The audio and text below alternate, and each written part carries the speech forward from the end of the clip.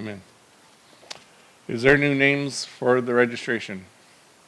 Yes. I turned that mic off if you want to turn it back on. I muted it.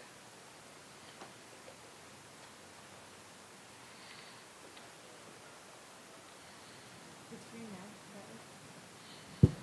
Yep, it's live. Quine and Mariah.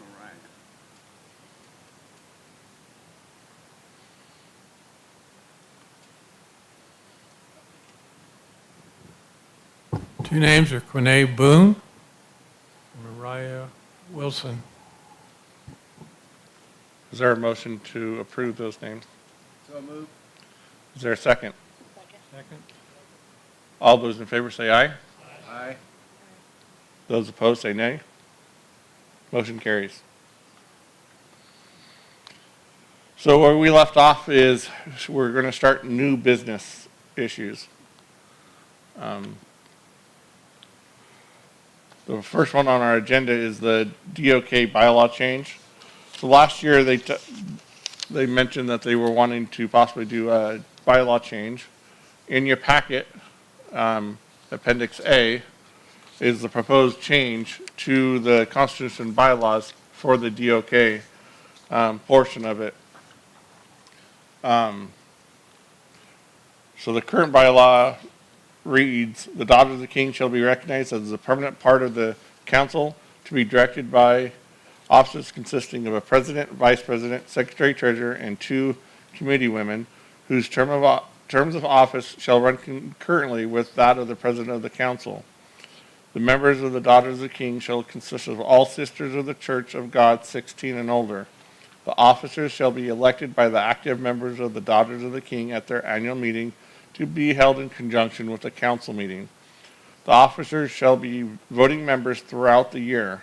This organization shall have and exercise such powers and duties as may hereafter be provided by the council or the board of directors, together with such other powers and duties as may properly be assumed in the process of their meetings when not conflicting with the articles of bylaws of the council. The proposed bylaw change, so before I read that part, this is just for discussion of the wording of the proposed bylaw change. We will not vote on this as a bylaw change this year. This is the discussion year for it. Next year, the final wording will be in 2 Acts magazines prior to camp meeting and then discussed at camp meeting and voted on at that time. So this is just discussion of the wording for a proposed bylaw change. So I wanted to make sure we knew that one. So what they're proposing is the Daughters of the King shall be recognized as a permanent part of the council to be directed by officers consisting of a president, vice president, and 3 committee women. The president and the vice president shall be elected concurrent with the president of the council. The remaining 3 committee women will be elected for 3-year terms in the years following the election of the president and vice president. The duties of the secretary and treasurer may be fulfilled by one person. These duties may be filled by one committee woman or a non-board member appointed by the DOK board who should be available during DOK meetings. The members of the Daughters of the King shall consist of all sisters of the Church of God 16 and older. The officers shall be elected by the active members of the Daughters of the King at their annual meeting to be held in conjunction with the council meeting. The officers shall be voting members throughout the year. This organization shall have and exercise such powers and duties as may hereafter be provided by the council or the board of directors, together with such other powers and duties as may properly be assumed in the process of their meetings when not conflicting with the articles of bylaws of the council. So what they're trying to do is right now their whole board changes every 3 years. So what they're trying to do is stagger them so that you don't have a brand new DOK board every 3 years. So that's the reason behind this proposed bylaw change. Are there any questions, or does anybody from the DOK want to make any comments about it, or?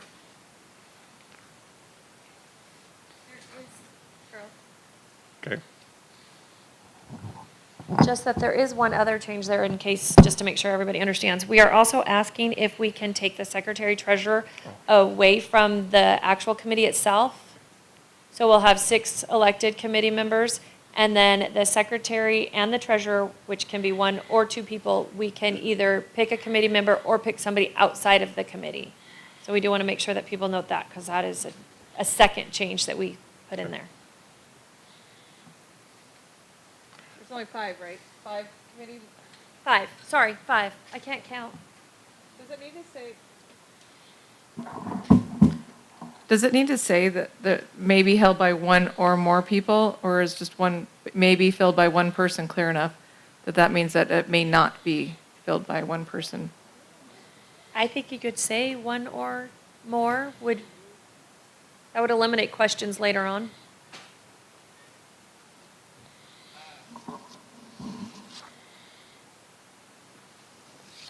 One or more, the wording, that means you could have 2 treasurers, I think. Could we say by the same or separate people? Would that clear it up? Like the I think it's fine as it is. If you were to add 1 or more, then it could be, each position could be filled by more than 1 or a group of people. But I think it's fine. I'm good. So the sentence right before it saying may be filled by 1 person makes it so that they can either have it combined or separated. Yeah. Okay, are there any other comments or any questions about the proposed bylaw change for the DOK? Yes, Roddy. Is there a way to get that mic? No. Okay, how about that? Is that better? Sorry. It's a little bit small for me, so it pulls back. So, okay, if there are no other questions or comments about this bylaw change, we'll move forward to the next item and. don't we have to do a motion to accept the wording? Only because it's a proposed right now. We're not even voting on it. It's just a discussion time frame. The wording will be approved next year.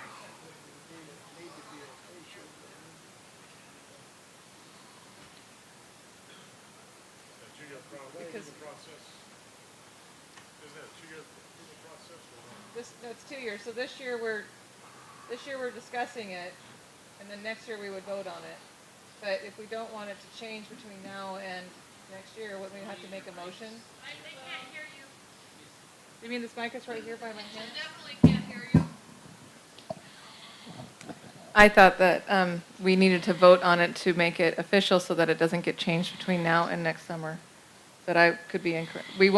It will not be added officially to the bylaws until next year when it gets voted on.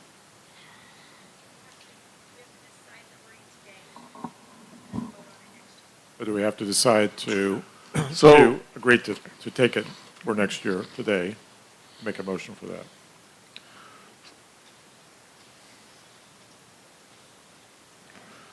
so when we do other constitution bylaw changes, we've had discussion and then we would post the proposed wording into Axe magazines prior to camp meeting, and then at camp meeting discuss the wording and approve the bylaw change at that time.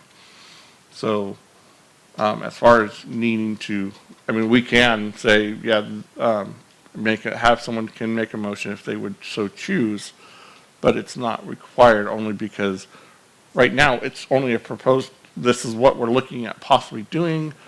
The Dodge King could decide to change the way they wanted to word it. And then if they did, they would be stuck on not being able to make any more changes if they wanted to. But in past practice that we've done, and according to how our Constitution is written for bylaw changes, the wording isn't voted on this year. the final wording is approved when the bylaw change is made.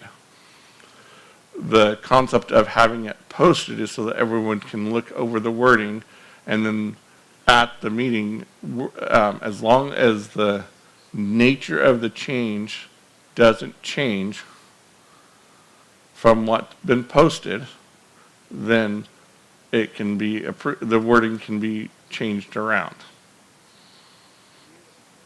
We have something in this that we don't have in the general. I don't know. I don't think-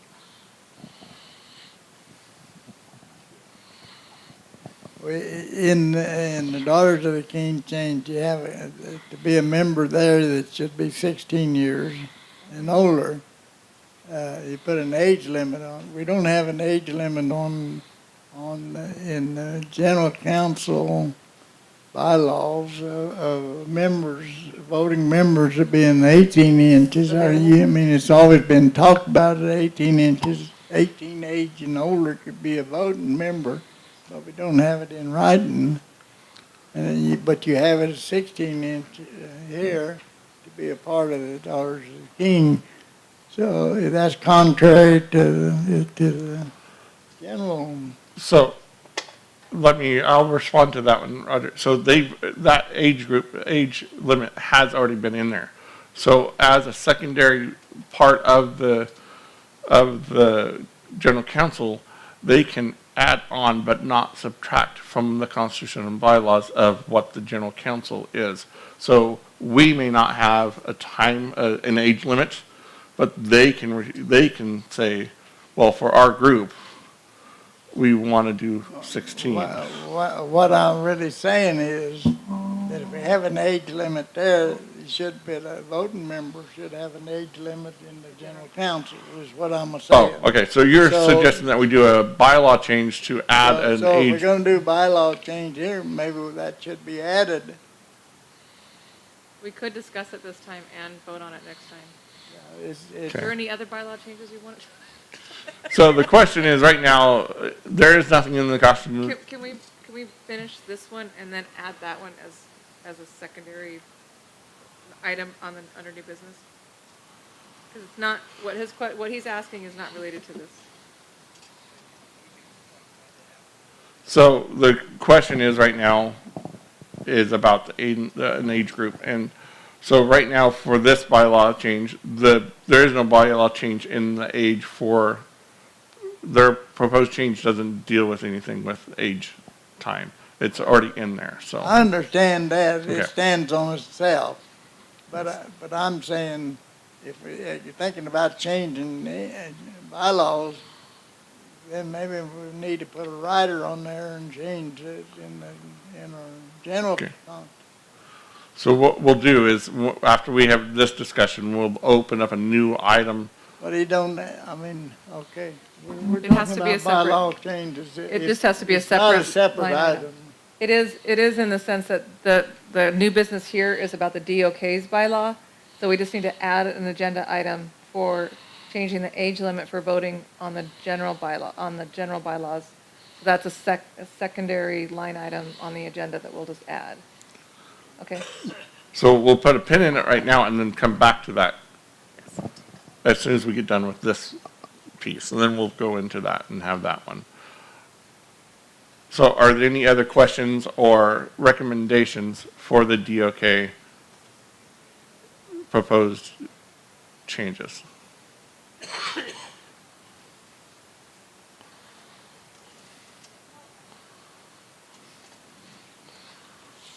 So on page 3, under objects and purposes, I don't know why, it says voting privileges shall be restricted to those 16 years of age and older.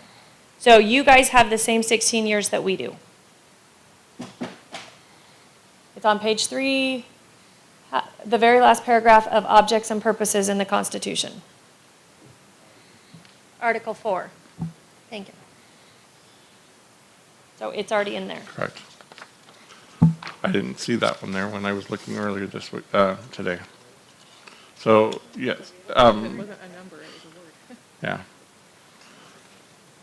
So, Roger, to your point, we do have a restriction for 16 in our constitution and bylaws already. It's on page 3 under Article 4.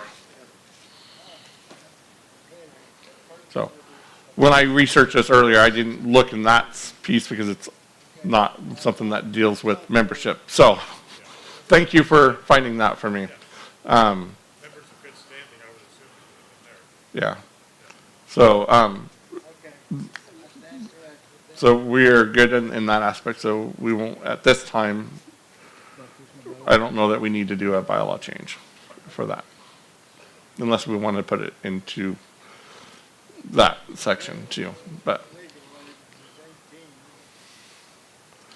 So are there any other questions or any comments or anything else with the DOK amendments? Okay, hearing none, we'll move into our next item. Christian youth restructuring. I will really push the floor to the people that have been actually discussing it. I know a brief about it, but I don't know all the details that was talked about. I think he means me. So there's been a lot of concerns about our age bracket for the youth. The biggest thing is currently our youth age is 13 to 30. And in the 50s, 13 to 30 was a little bit different than in the 2025's 13 to 30. And I know that. What he just said, he moved on from some other part. Can we mute that? Some other deal. Thank you. And I know historically, the way that the youth, my understanding is, the way the youth was structured was that the older young adults, 20 to 30, would be the ones who would kind of chaperone and train up the 13 to 20-year-olds. Unfortunately, we don't have the base to do that anymore. And also, just our society in general, having a 30-year-old be a peer to a 13-year-old at a youth camp is uncomfortable to a lot of parents. So, I mean, I kind of, so that's one of the reasons. Also, just, I've truly appreciated being able, I wish I could have worked with the youth more over the last few years, at least getting to know them more, just to kind of be, so I've been on the outside as far as how the youth functions historically, just, but that's been the number one thing, is having a little bit more structure, a little bit more plan as to how to help the youth get, so they know what, they don't know what they don't know. And there's nobody right now in the 20 to 30 age group that can mentor the 13 to 20-year-olds to help them navigate what they're supposed to be doing for Campmeeting and the Northwest Youth Camp. The other side of it is also, if you look historically, there was a lot more involvement in the youth, and there was, a lot more outreach. There was at least one mission trip that the youth did to Africa, I think. There was in Mexico, I believe. And then I think also they had a page, they had their own magazine at one point, right? They had their own newsletter and those kind of things. And so we do have, so anyway, there's just a lot of things. I am not we need to do things the way they used to be done. I like to see things grow and move. And I will say also, Jonathan Carson brought up the book, Autopsy of a Deceased Church. And I downloaded that as an audiobook. I've been listening to it on my way to work and home the last couple of days. And I'm very convicted that the term that's how we've always done it is probably one of the things that propels a church or a group to decline, because things do change. But go ahead.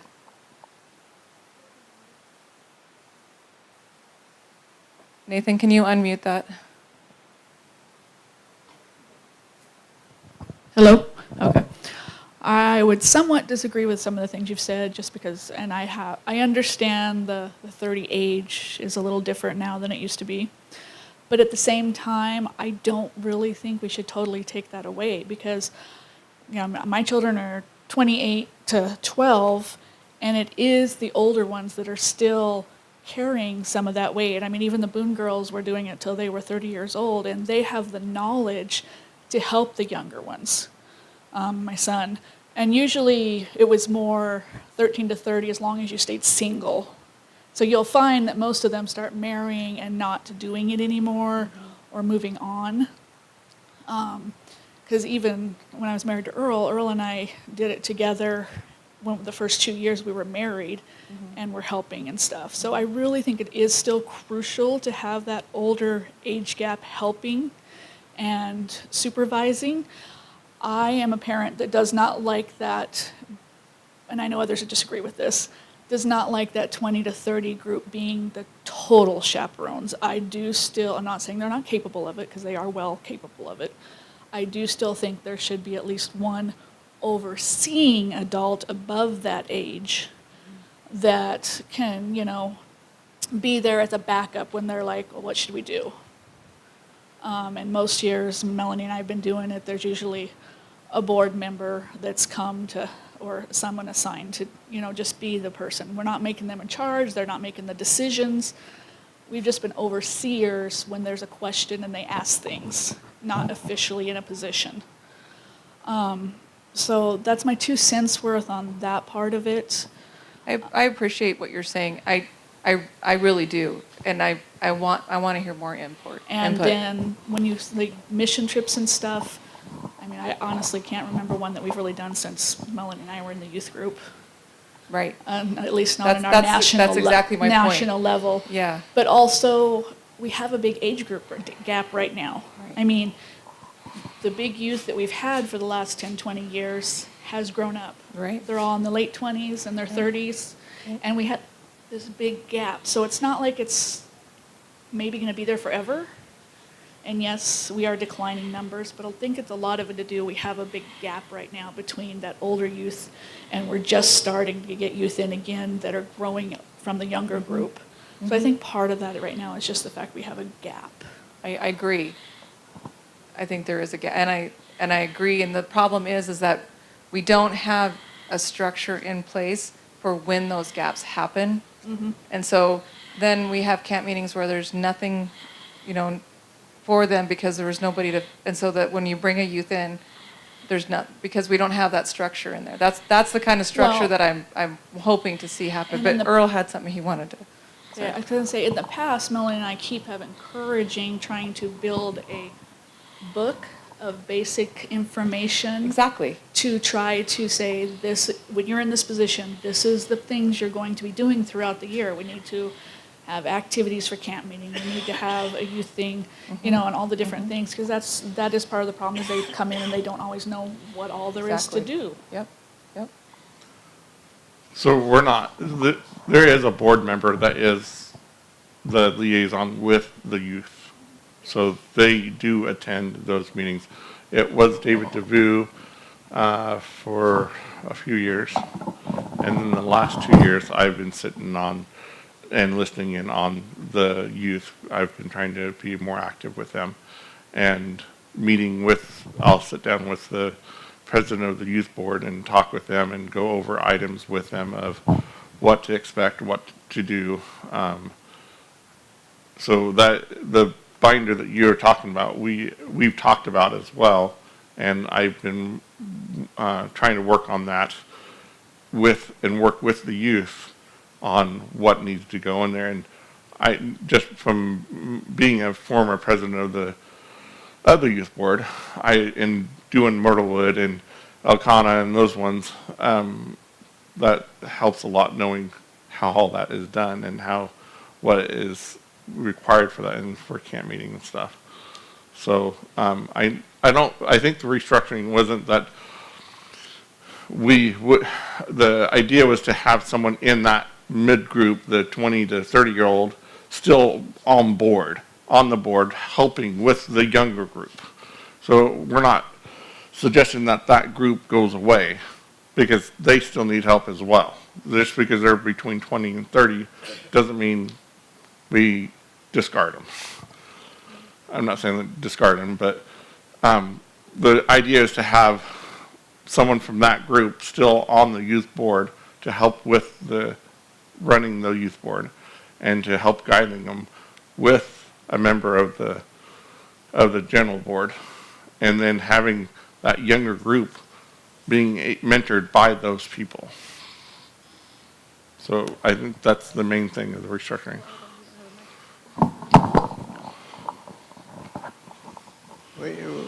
This subject come up among the youth in Missouri this year, but I think, I'm concerned about the young group. You put 13-year-olds in there with the older group when you're more or less babysitting them. Usually they can attend, but you put them in a position of leadership. At 13 they're immature, so I think people object to that as much as 30. So, maybe if you put it from 16 to 25 or something like this, and bring them closer together. But you need supervision. That is supervision. Maybe, usually we have people that, 50 and 60-year-old is there supervising and doing cooking and stuff like this. So it's. So I agree and kind of disagree. I think a 13-year-old could be on the board, but not in a position of like president, vice president, or secretary, or any of the officer positions. I think they can still be a committee or board member, only because then they start learning what is required of them and what the board's going to be doing. And so when they become 16, 17, 18-year-olds, they would be able to run that board because they would understand where their what their responsibilities are, and they have experience. And I'll tell you right now, Rachel and Daniel are just now, well, Rachel's just now at age and Daniel's now a couple of years. But Rachel's been running with the candy shack like crazy. She went out and found out, okay, she went to every one of the little kids and said, hey, what kind of candy would you guys like? Rather than having the youth board just saying, yeah, this is what we're going to have, she actually went and found out. But she's only 13. The average family, of believers, if you're raising a family right, they're already in that position. You're a position of that. But I'm not.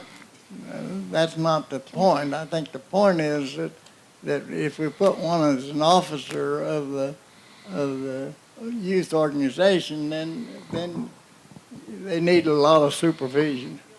Correct. I'm not disagreeing with you on that part. So Melanie, go ahead. Well, okay, so one comment on that one, just because I keep hearing this and I kind of have to call you guys out. The big board approves every board. If there's a 13-year-old elected that's not mature, don't approve them. If there's an 18-year-old that's on the board, that's not appropriate. Don't approve them. Right. Don't put an age on the kid. Look at who they are and see whether they should be on the board, and that's your job. Right. So, separate from everything else, like, I don't think you should put an age limit that they're too young or too old. We were all on the board at 13. Were we the best? Maybe not, but we were really stinking hard workers, and we got a lot done. And and they're a whole lot more enthusiastic. They'll do any job you give them as long as you can keep them motivated. So I don't think the age is the point. I think you look at each person, and to a certain extent, that's the big board's job. When we give you that, when they give you that list after their meeting, don't just say, okay, yeah, we approve it. Look at each one. What do you know about them? Are they responsible? Were they in class? Were they showing up? Were they helping in the kitchen? Are their parents involved? Those all tell you whether that person's going to help. They're not the only parts, but they are really good indicators. The youth at 13 to 18 to 20 shouldn't be the ones making that choice. You look at that final thing. Second, I'm in the middle between the two of you. I've been around enough boards as far as the ages that the 13 to 30, while I've never been like, oh, I'm opposed with all the older ones, I see potential, not necessarily for problems, but for us losing some youth. I've ran the functions where other churches say we won't send our kids because we don't know how old the kids are, so I do understand that. I personally don't want to see it go down to 18. I don't want a 13 to 18 because I want my 13-year-olds to see some older people. And I also don't want my 18 to 22-year-olds to be thrown into the adult world because they're not there. I would like to see something in between, like 13 to 24 or something with separate events happening for different ages at different times. Just because our youth is 13 to 30 doesn't mean we can't have a class for 18 to 24-year-olds and a class for 13 to 18-year-olds. I don't want the pendulum to swing so far the other way that we lose the value of mentorship and things like that. I personally think that it would be great if the youth board was restructured where we had an adult that stayed on or a couple that stayed on more consistently. Because honestly, the board has a lot to do. I do like the way Missouri does it, where they have like some adults, some young adults, and some youth. And all three of them serve on the same board to plan youth events. Because there's consistency, but there's enthusiasm, and there's new ideas, and there's change, but then there's responsible people. And I mean, that's where I would probably lean more toward heading. But I don't know. That's just my 2 cents. This is why I think we need a committee to discuss this over the next year, because it would be restructuring would be a bylaw change, and it would take 2 years to happen. So what I would like to see, because there's a lot of good input here, and I think that having a committee, including the youth and anybody who's interested in it, at least have a meeting, and then maybe from there form a committee that can kind of tackle this. Okay, David.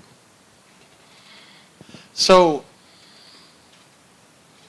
I had been on the board up until I was 31 because they happened to catch me at the 2-year mark sort of a thing. But some of the years, the only reason there would be the 13-year-old or the very young on there is because that's all there is. Some years, especially with more recently, where society has shifted from you choose to work after high school to you basically have to, and so people don't have time to attend youth camps or outings or whatnot, and so it's kind of the people that are available. Well, the 13-year-old's willing to try, and if you cut out the old, mid to older 20-year-old people, and I'm not saying you can't, but just keep in mind, your numbers will reduce by that amount as well. And so you won't have the opportunity for anyone that was, say, 13 now, add 10 years, 26, they're now out. And many churches tend to basically cut off the moment high school is done, they're fend for yourself. Is kind of the norm, really. So just keep in mind when you're figuring that all out, that yes, it's good, but not every 25-year-old will be a good board member either, or 25 to 30 or whatnot. People mature differently, different ages, different ability levels. Different interests. Yeah, and different interests, exactly. So just to keep that in mind that, I was willing to do it because mostly no one else was available to do it, even though I was kind of getting on that upper age range, but I figured better I do it than no one do it, so. just to keep that in mind as well, so.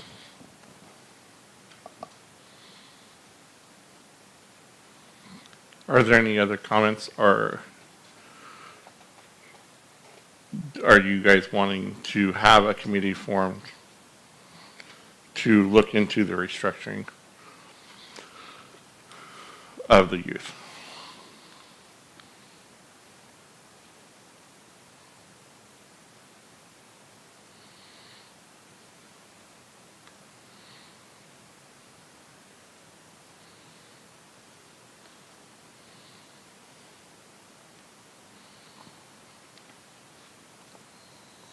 Okay.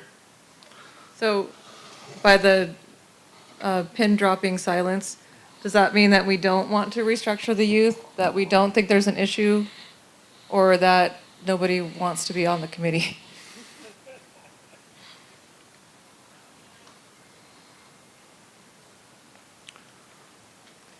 So I would entertain a motion then, if you so choose to have a committee to look into the restructuring of the youth. I can't make the motion, so I would entertain a motion for that if that is something you guys are wanting to have done. I would make a motion that we create a committee to look into the needs of the youth that may include restructuring the youth program. We need to support our youth. Every year we come to the camp meeting and we say we need to support our youth, we need to support our youth, and then we leave them pretty much to fend for themselves for their whole entire year. We tried this year the best, Earl and I, along with our other responsibilities in our spare time, to try to help them as much as we could. But we need to have more input into what that looks like, what the structure needs to be, what works in other churches, what doesn't work. The autopsy of a deceased church, and Sophia, just quickly, so your point of order, you made a motion and then you started discussion without having a second and an explanation. So let's move forward with a second. If there is a second, then we can move forward with discussion. Is there a second? motion to create a committee to, I should have typed it up. To look into helping what the needs of the youth and possibly restructuring how the youth is in our bylaws.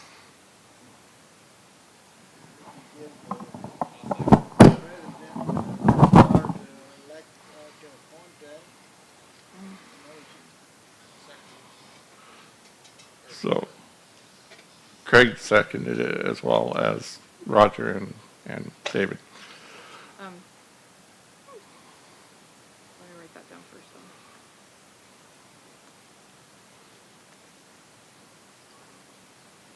though. I'll let her catch up while she's catching up.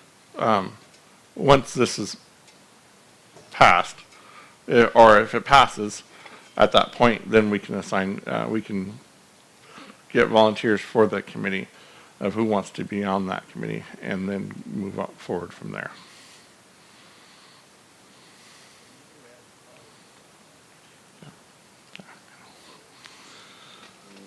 That's why I'm asking for volunteers first. Then I can volunteer, tell.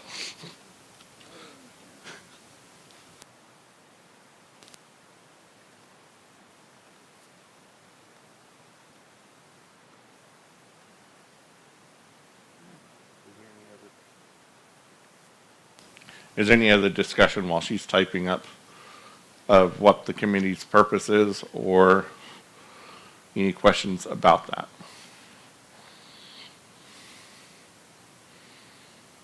Okay. Are you ready? No, because I can't remember what I wrote. Motion to create a committee to determine the needs of the youth and the possible need to restructure the youth bylaws.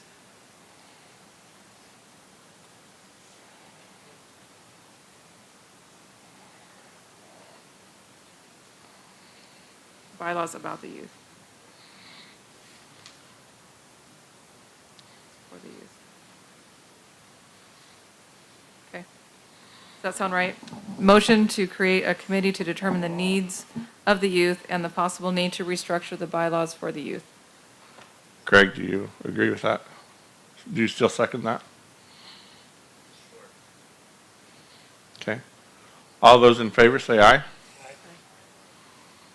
Those opposed, say nay. Okay, motion carries.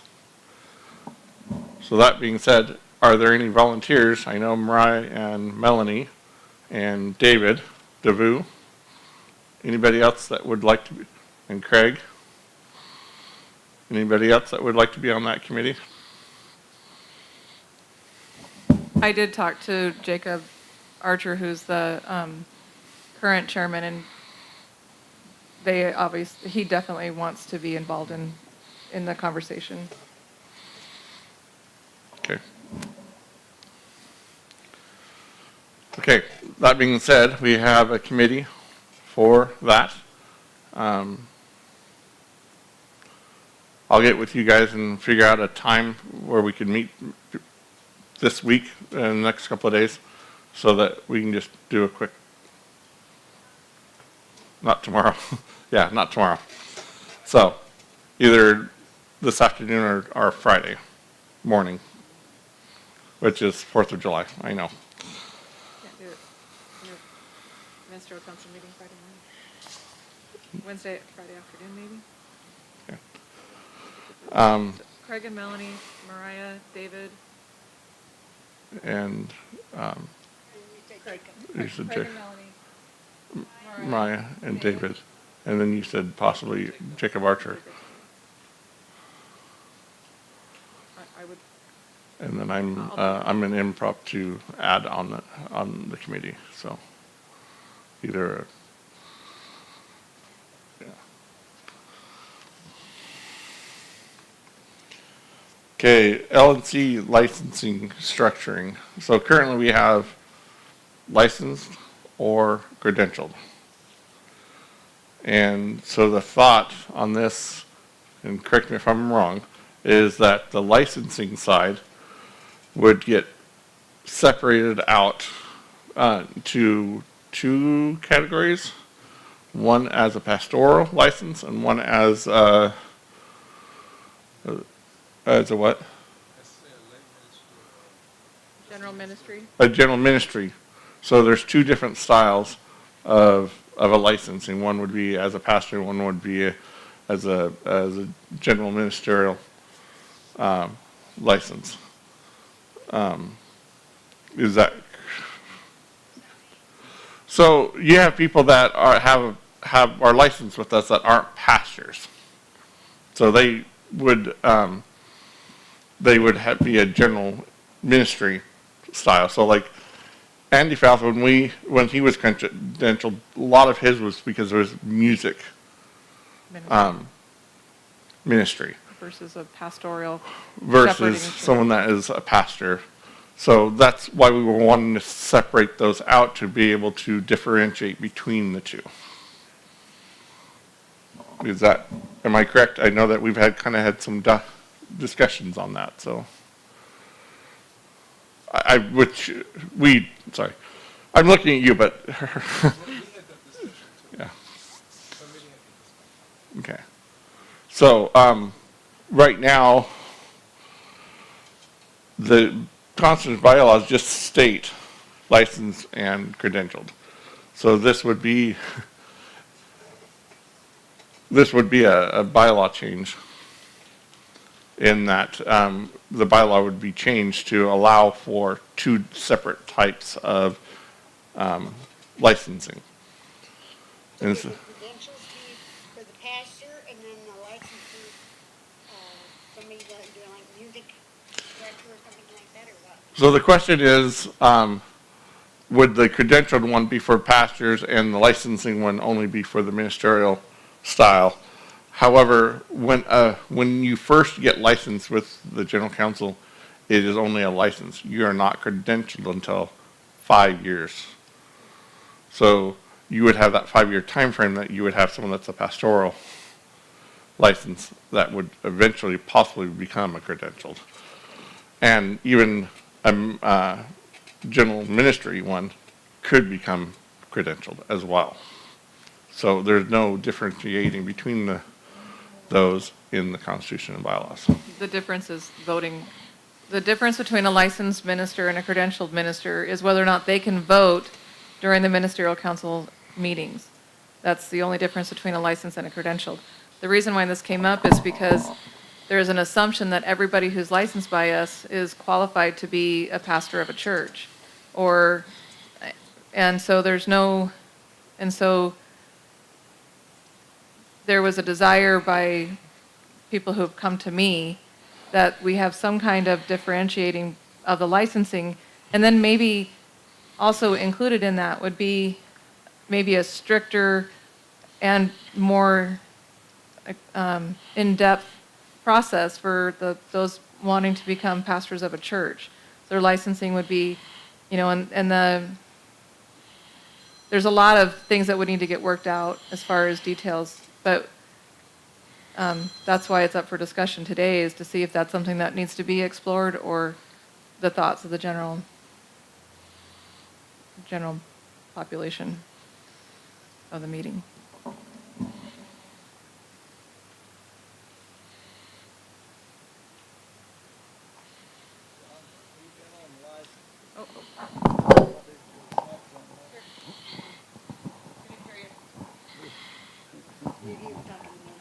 Johnson, I was asking your opinion about this.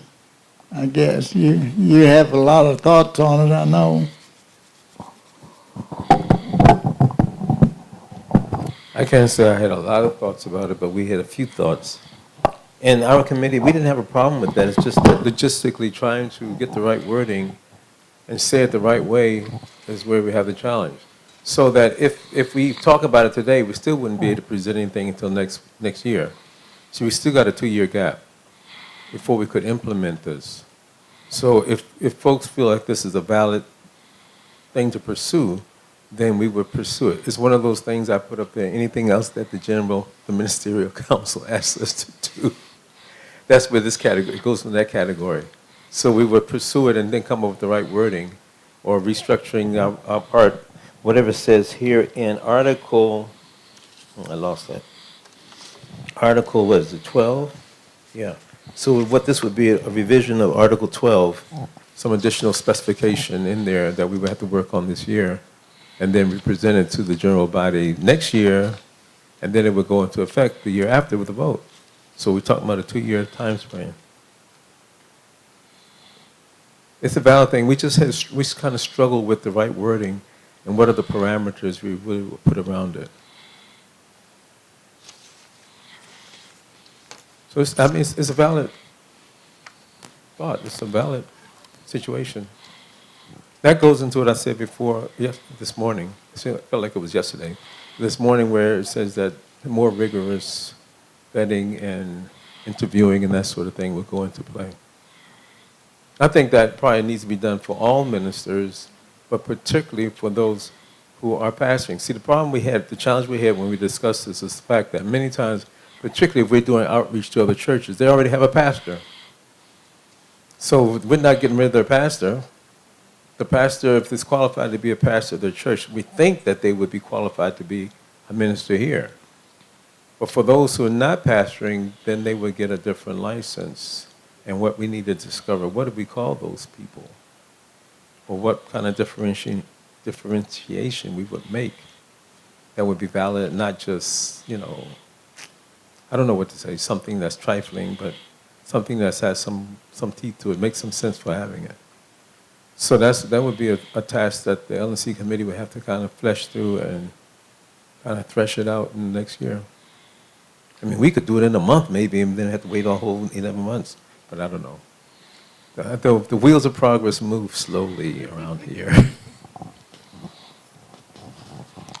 Steve?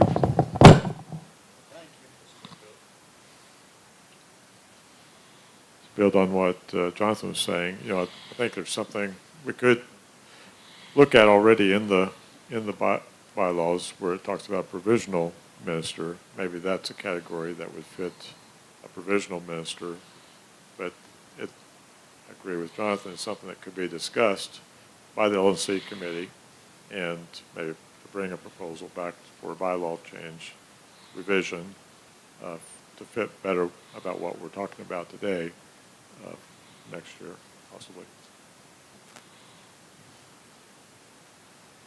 The provisional minister says here is a person that's not in a local congregation or isolated small group and submits the name of a person not normally considered qualified for full recommendation as a licensed minister, but who is a recognized leader of their group.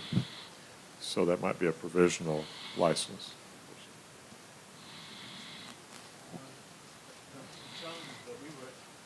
The challenge is that the provisional would already apply to somebody who's serving as a leader of the group, whereas this new category, they're not leaders, but they minister. Prison ministry, some other kind of itinerant ministry that they would be qualified for, but we wouldn't designate them to be a candidate for pastoring. So we're adding another layer or another category in addition to the provisional.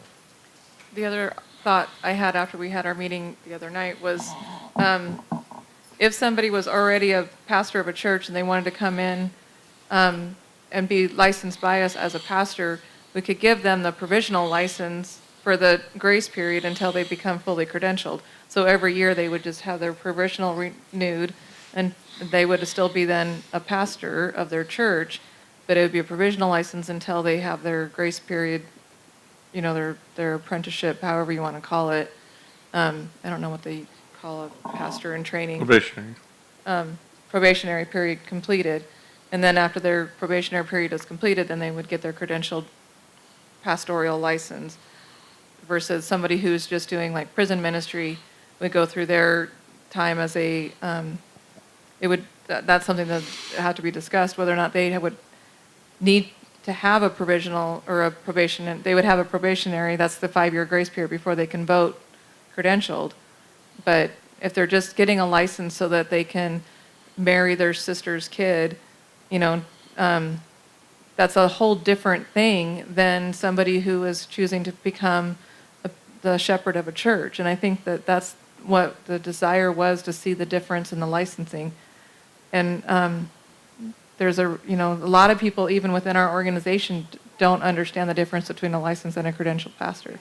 So somebody who's outside looking in, they see their license, oh, they must be a pastor of a church, or we should let them be pastor of our church. And there's no teeth behind, no education, no nothing that we are showing that they have those kind of qualifications. Now, granted, it's up to the church to vet their own pastors and things like that, but I think also it would be good for us to have that kind of foundation for our pastors.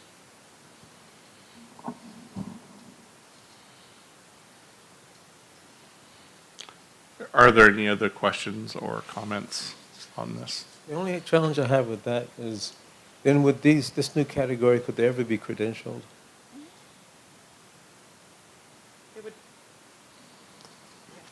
They would be credentialed in their category. I don't know. You have more discussion. We have to flesh it out. So if this is something that you as a body would like to have pursued, I would be open to a motion to have the LNC committee to move forward with creating a proposed bylaw change. I'll make that motion. Is there a second? There's a second. There's a motion on the floor of having the LNC committee work on a proposed bylaw change for adding, changing the structure of the licensing. All those in favor say aye. Those opposed say nay. Okay, motion carries. You had one that you wanted to add before we go into the next one. I wanted to add one item of new business. It was brought to my attention of a different way to do minutes for our annual meeting. This is really, okay. The way that was presented to me was that there's a group who, they have their annual meeting, and then the group allows the board of directors to approve the minutes from the annual meeting. And so the minutes are then approved at the next board meeting, and then they don't need to be read again at the next annual meeting because they've already been approved. They would be available for people to read but not need to be voted on. Since this minutes is not a bylaw issue, I don't think that we have to have the minutes approved in the annual meeting as part of our, if it's not, then I propose that we adopt this principle where we just allow the board of directors to approve the meetings. That would take out that whole section of us reading the annual business meetings and have them motioned and approved at the next annual business meeting.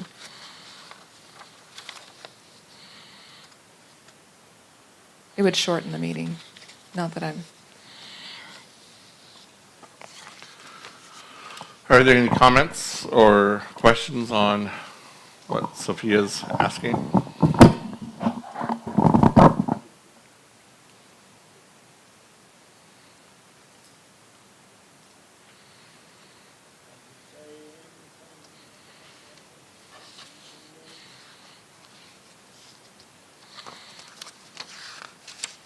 Well, actually, it is in It the, is, section 5, Article 11. 6, section 5, it says minutes of the preceding section shall be read. So it would require a change. Maybe it's section 11, procedures of annual, Yeah, Article 6, section 5. Article 11, section 5. Procedures. Are you looking under procedures? Yeah. Yeah. Page 7. Yeah, page 7, yeah. So that would be a bylaw change. Yeah, it says shall be read at the beginning of each session. So we're out of And, minutes of each We're out of council order. meeting shall be published. because we didn't read the So that- first session minutes at the beginning of the second session today.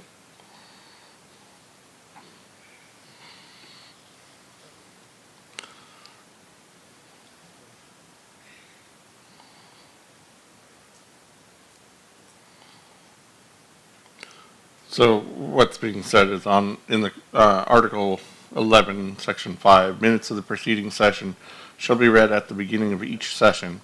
The minutes of each council meeting shall be published in a supplement to the official publication of the church, and a printed copy, together with a copy of the Constitution and the bylaws, shall be presented to each member of the council at the succeeding council meeting at the time of registration. Just read, yep.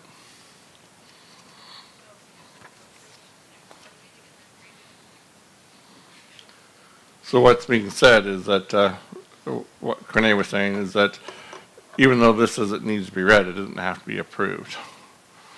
It doesn't have to be voted on if the body decides to allow the board to approve the minutes.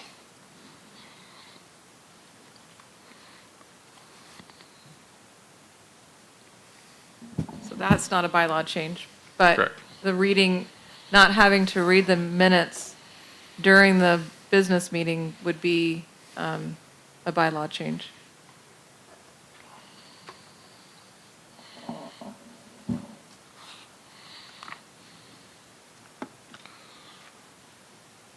So is there interest in changing that bylaw to make it so that the minutes are not read, but they are still presented?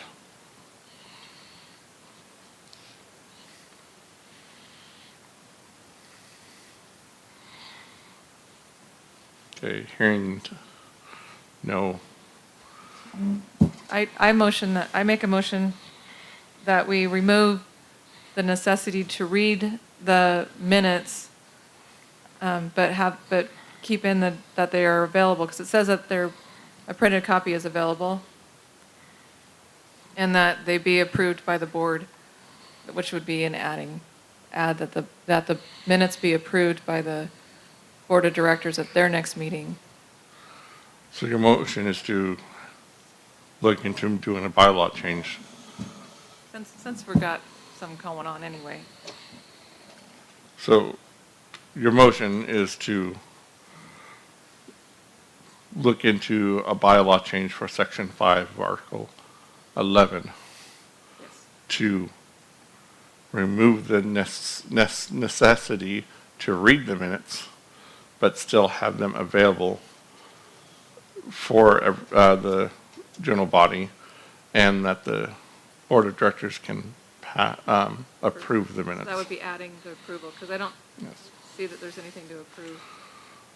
So at that point, we would need a committee to work on that Can we change. just- So, Can't we approve it today? I mean, if we said we want to remove the wording about reading it and add wording, then next year we could vote on it. This has to be discussed and then voted on, 2 years. That would be a 3-year process if we have to present next year.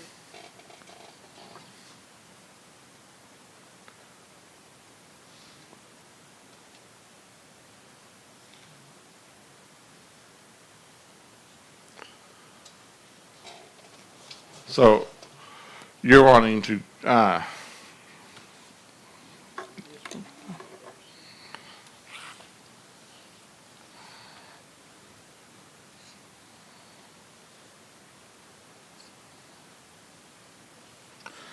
so basically, you're looking at removing the very first sentence of Article 5.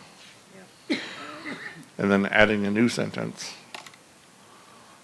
We don't have to, but we don't have to have them approved, but it seems awkward that we don't. But we don't have to do that in the bylaws as a bylaw level. We could do that as a board member level. Just choose to have them approved.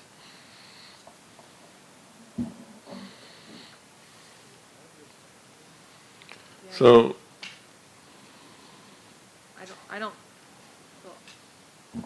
I feel awkward that we don't have that they should be approved. I just think that's, well, that's That why I is- was saying adding a sentence Yeah, to I say think we should. the minutes will be you don't have to, approved but I by just, the it's board of awkward that they directors.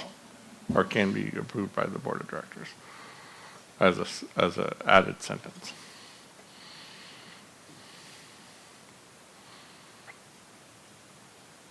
Is there any, so the motion would be to remove the first sentence of Article 5, of Section 5, Article 11, and add a new sentence of the minutes shall be approved by the board of directors at their next meeting.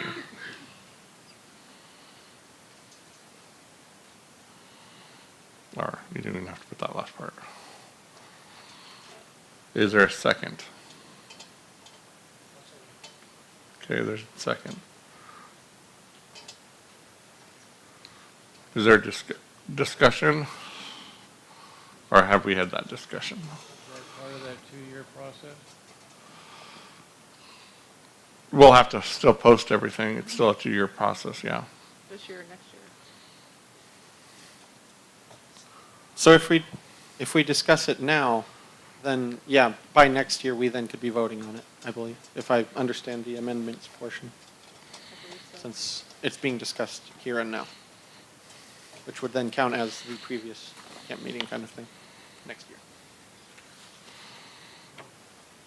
We would have to settle on the exact wording now. And that would Which- take the place. Which is what the amendment, sorry.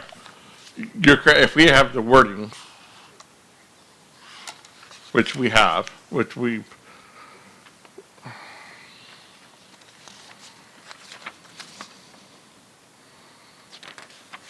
Getting into-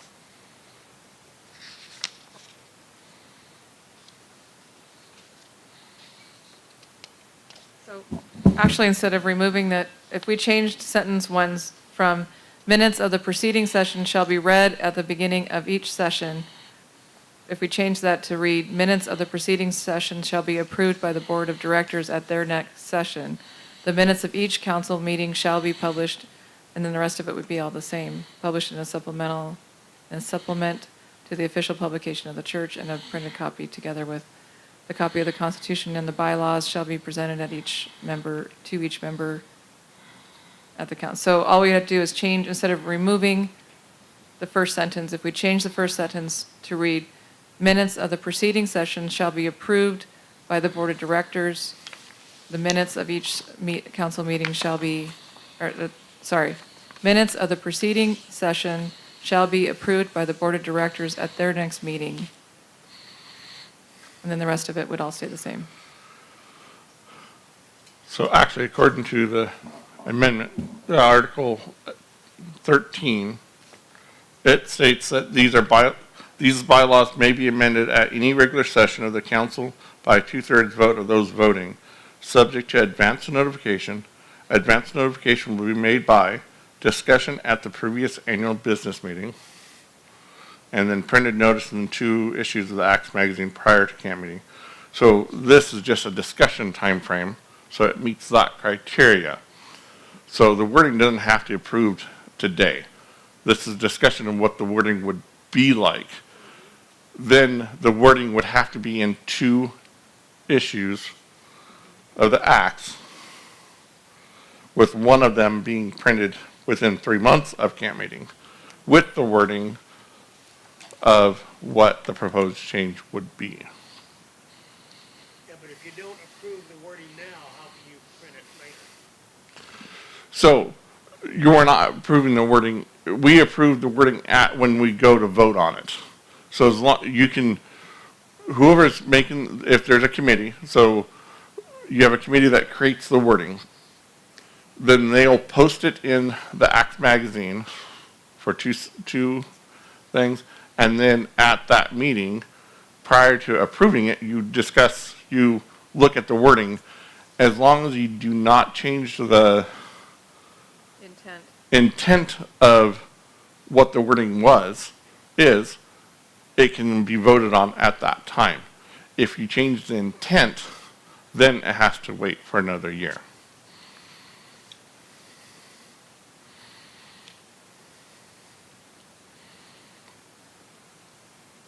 Because it's like saying, well, we want to have bananas right now,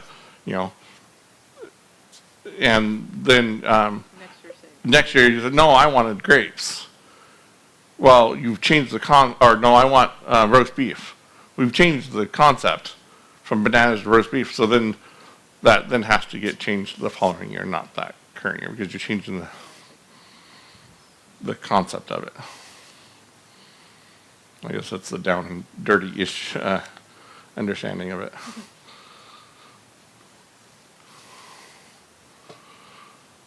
So we have a motion on the floor, which that motion can be dropped. The motion I made needs to be dropped. I don't know how to do that, but. It needs to be either withdrawn or voted down. I withdraw my motion because I want to reword it instead of deleting. So the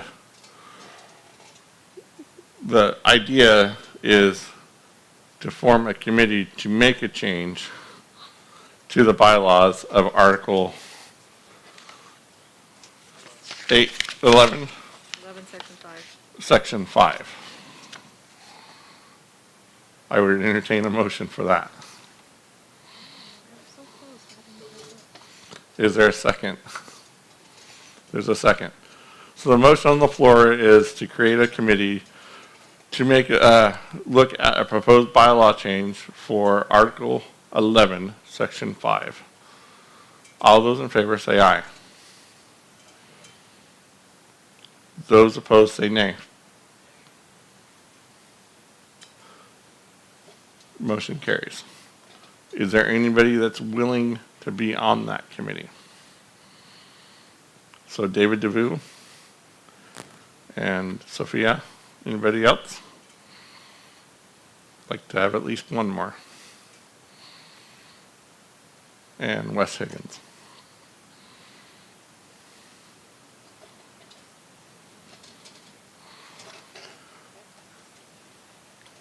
Our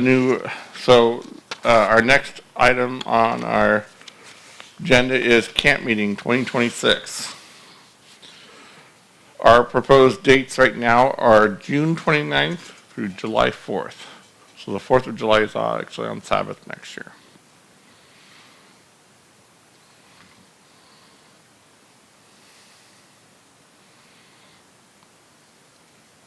Are there any suggestions, or is there a motion to approve those dates? Is there a second? So there's a motion on the floor and it's been seconded. The motion is that Camp Meeting 2026 will be June 29th through July 4th. All of those in favor say aye. Those opposed say nay. Motion carries. So Camp Meeting 2026 will be June 29th through July 4th. The next item for Camp Meeting 2026 is our annual business meeting. We propose for it to be July 1st on Wednesday at 9:45. Is there any discussion, or is there I would entertain a motion. Is there a second? Okay, there's a motion on the floor and it's been seconded that our annual business meeting for 2026 will be Wednesday, July 1st at 9:45 a.m. Mountain Standard Time. All those in favor say aye. Aye. Those opposed say nay. Motion carries. Are there any other new business that the body has?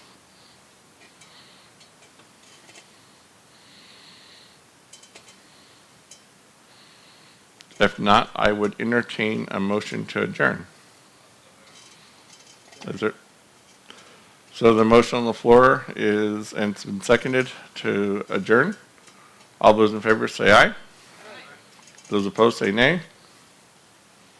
I didn't think I'd hear a nay. Our annual business meeting is closed.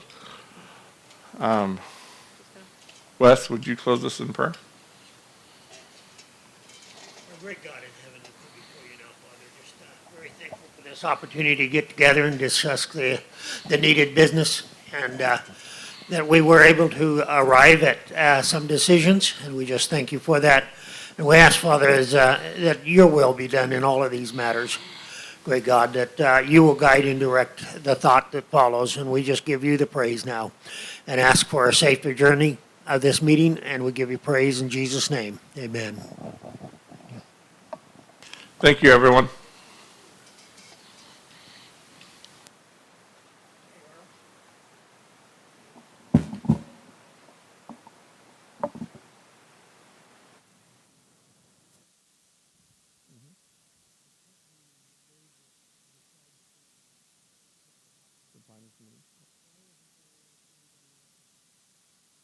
It's done at, we ask for volunteers, and then the board